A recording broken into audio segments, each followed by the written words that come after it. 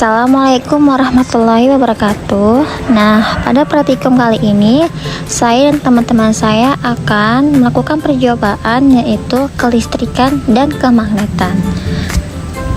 Nah, yang pertama kita siapkan alat dan bahannya seperti yang ada di gambar.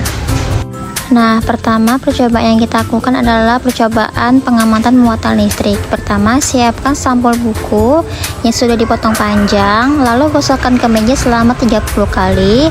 Setelah digosokkan, dekatkan plastik sampul tersebut kepada serbuk besi. Nah, yang terjadi adalah besi menempel cepat ke plastik yang sudah kita gosok selama 30 kali di meja. Kemudian gosok lagi sampul selama 30 kali lagi di meja, lalu dekatkan ke daun kering. Nah, yang terjadi daun menempel di sampul. Lalu gosokkan lagi sampul selama 30 kali ke meja lagi, lalu dekatkan sampul ke kertas. Nah, kertas juga ikut terangkat.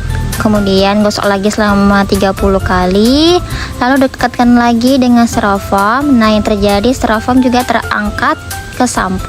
Gosokkan lagi sampul ke meja selama 30 kali, lalu dekatkan dengan pasir. Maka yang terjadi pasir ikut terangkat ke atas sampul.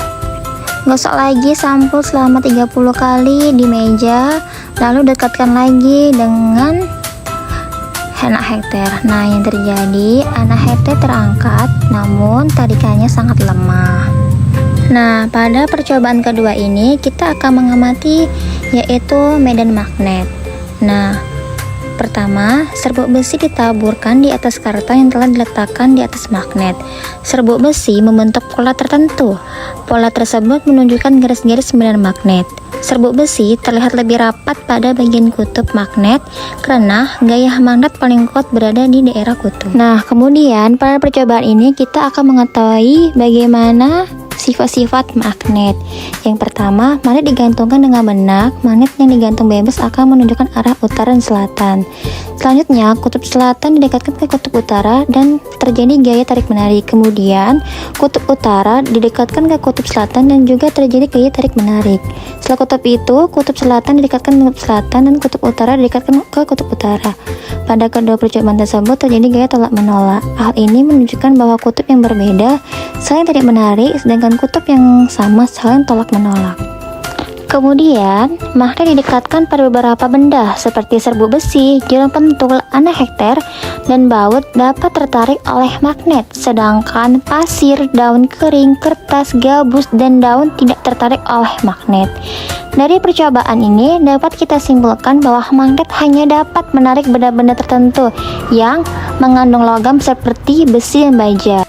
Nah, yang terakhir pada percobaan ini kita akan membuat magnet dengan cara elektromagnetik.